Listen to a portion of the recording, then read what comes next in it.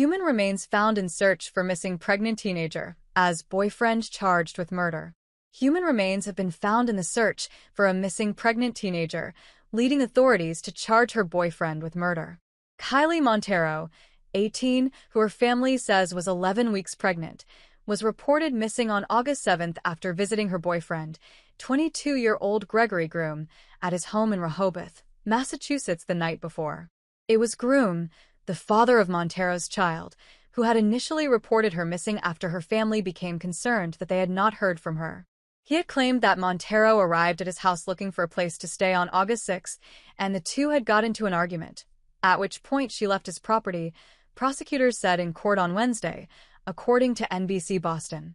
But as police continued their investigation, they spoke with one of Monteiro's sisters, who said she was texting Monteiro that night, and Monteiro told her Groom had become physically aggressive. "He threw me on the ground and pulled my hair and strangled me," the sister said Monteiro texted her.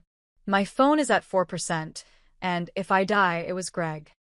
The sister said she later received a text message from Monteiro saying she was going to spend the night at Groom's.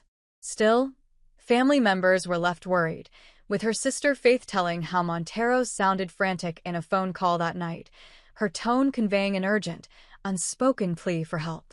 She was desperate for help, Faith told ABC News. She was calling out to friends, family, anyone she could, telling them that she was in danger. "The whole situation is very scary." Faith immediately offered to pick her up, but Kylee declined. Still, Faith said her sister wasn't the type to ask a stranger for a ride and doesn't know how to survive on her own.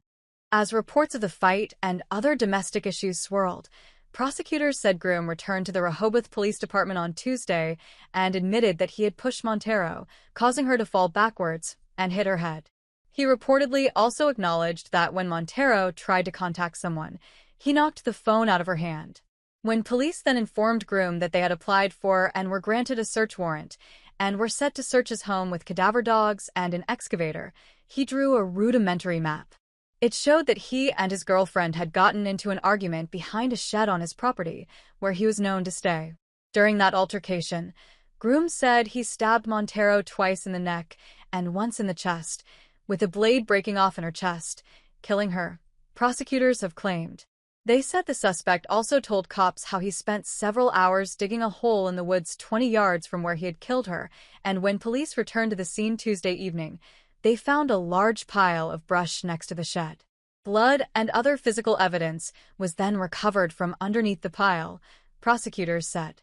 Police also found another pile of brush about 20 yards away, underneath which they found a 5-foot-deep hole containing what they believe to be Monteiro's remains, though authorities are waiting for confirmation of an identity from the office of the chief medical examiner. Groom was then charged Wednesday with murder, after previously being charged with aggravated assault and battery on a pregnant person, domestic assault and battery, and intimidation of a witness in connection with the altercation. He pleaded not guilty to the charges at the Taunton District Court and was ordered held without bail. He is now due back in court for a probable cause hearing on September 10th.